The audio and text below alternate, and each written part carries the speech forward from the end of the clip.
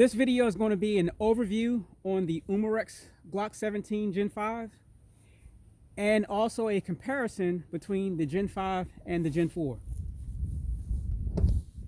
This is the new Umarex Glock 17 Gen 5.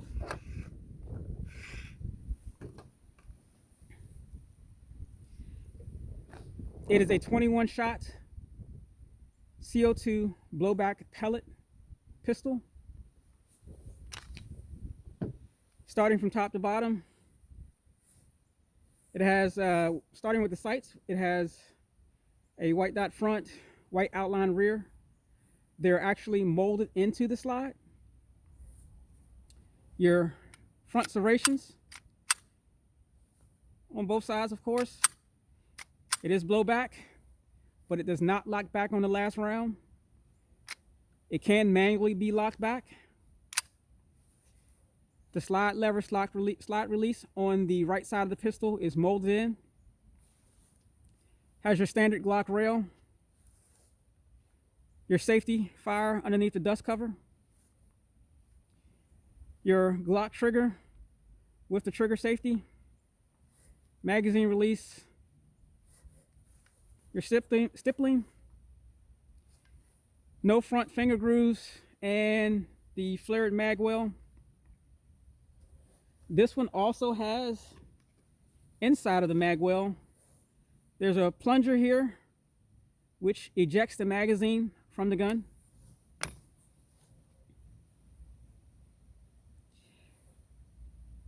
Notes about this Gen 5 is I'm going to start with the finish on the slide. It is much better than the finish on the Gen 4. It looks more like the original Glock. And as you can see, where this one mars and scratches really easily, the Gen 4, the Gen 5 I haven't had it that long, but I put it through some shooting tests and it's held up pretty well, as you can see. Here's a real firearm Gen 5 frame, and you can see the difference. Well, I should say, see that they're pretty much identical. They actually did a better job on the frame on the Gen 5 compared to the Gen 4. It looks more authentic, more subdued, has more of the actual feel.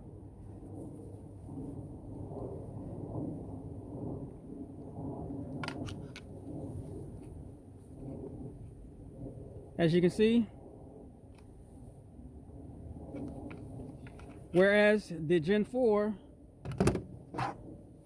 has a glossy look to it. Has the same shape as the magazine, as the authentic firearm, but it's more of a glossy finish. So on the Gen 5, they definitely improved the finish on the slide and the materials that they made the frame out of. It does have a long, heavy trigger pull. And first up, I will do a trigger pull test. And this is without the magazine.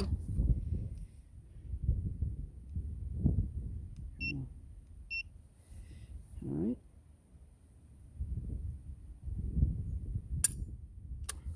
£7, 3.6 ounces.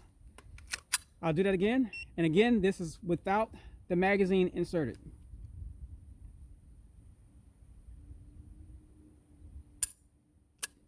£7, 4.0 ounces. Now, with the magazine inserted.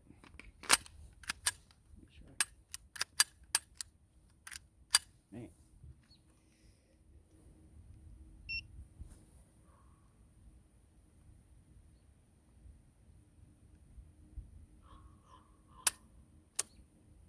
£11, 5.8 ounces.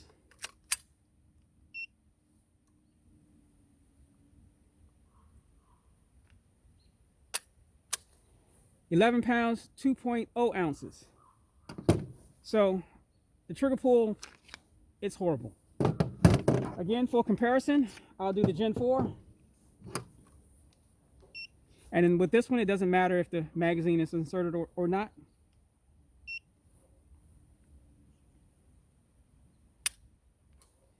4 pounds, 2.1 ounces. Let's try that again.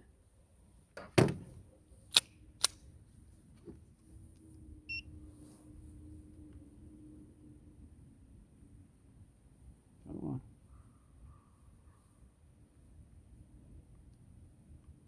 It's tough getting that safety there. Come on, let's try this again.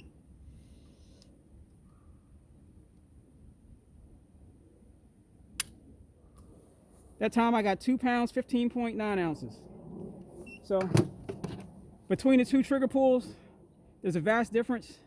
This one is far superior, the Gen 4 over the Gen 5.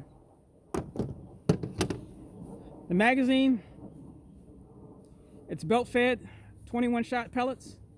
To load them, push in on this side, load 2 pellets at a time, rotate the magazine by hand. Once you're done, push on this side. The base plate, push forward. There's a screw for piercing the CO2 cartridge. Insert your cartridge, push back, and it's ready to go. A note on this magazine, it takes a long time to load, first of all. Secondly, for me, I don't know if this is going to happen for everyone, but the base plate moved way too easily when I received it. So when I would go to insert the magazine into the gun and do that, the base plate would fly forward. Really, it would just move forward just by me touching it. To remedy that, I basically pushed it forward, took a flathead screwdriver, placed it in between the base plate and the magazine, pushed it in, took a small hammer, tapped both sides of the base plate till it came off. But if you do that, make sure to keep your thumb over top of it, or place it over a table or floor to keep the plunger and spring from flying out. Once you do that, take the spring, stretch it, insert it back into the plunger, back into the magazine, press down, slide your base plate back on, and hopefully you won't have the issues with it just flying forward on its own. So I'll be using the RWS Meister-Klugen 7-grain pellet for both the velocity and accuracy tests.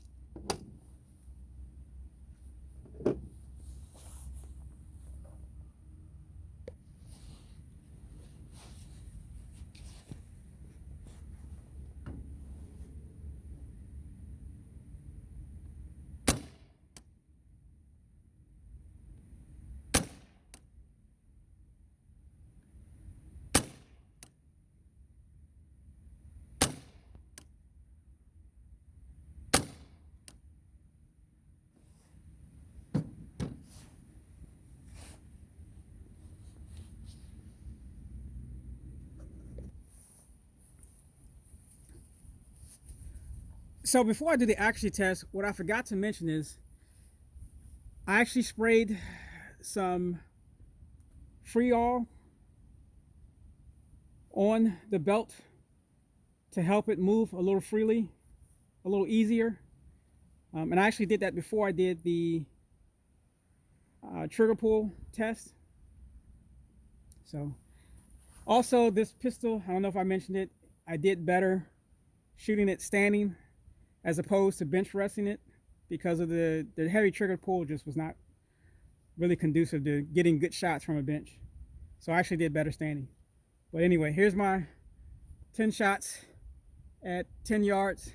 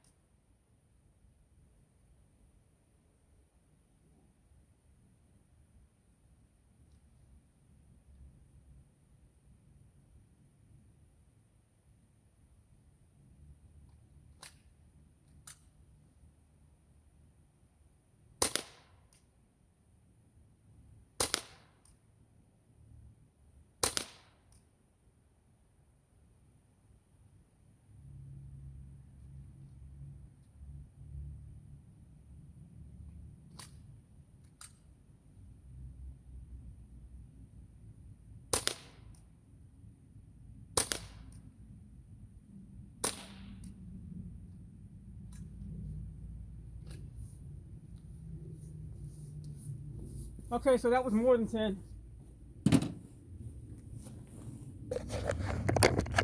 But let's go see what the group looks like. I actually lost count there.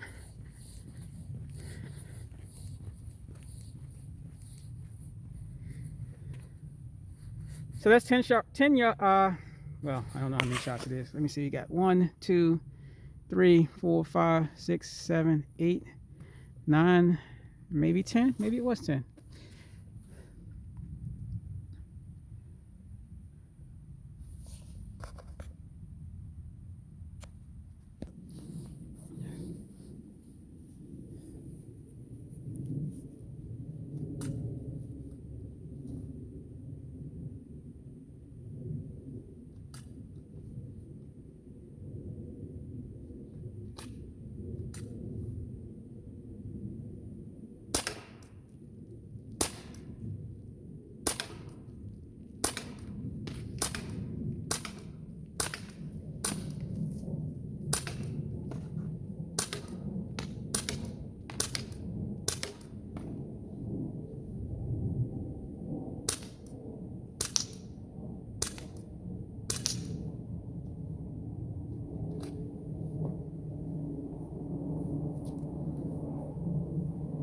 So in conclusion, on the Umarex Glock 17 Gen 5,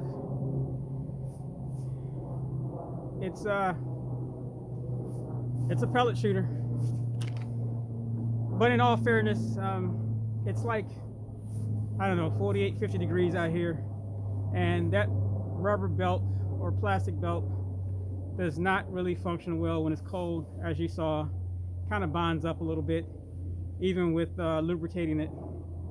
So maybe after using it for a month or two, it would be better. Also, the magazines for this gun are not available currently, so I only have the one magazine which came with the gun, so I can't really compare it to see maybe if it's just this magazine. But yeah, I mean, it's the fit and finish, they get a 100 on. I still think that for a pellet shooter, the rear sight should be adjustable, which they could have done. Maybe not elevation, but windage, they could have easily done that. You do get 21 shots as opposed to 18 with the Gen 4, and you are shooting BBs as opposed to pellets. But the trigger pull is just, it sucks. I mean, there's no other way to put it. It really sucks. I mean, even without the magazine, when you go to press that, you're like, man. And then you insert that magazine. If you get one, you'll know exactly what I'm talking about. But other than that, that's my view on the Glock 17 Gen 5. I don't know, maybe it's a collector's item or something. But I won't be shooting this a lot.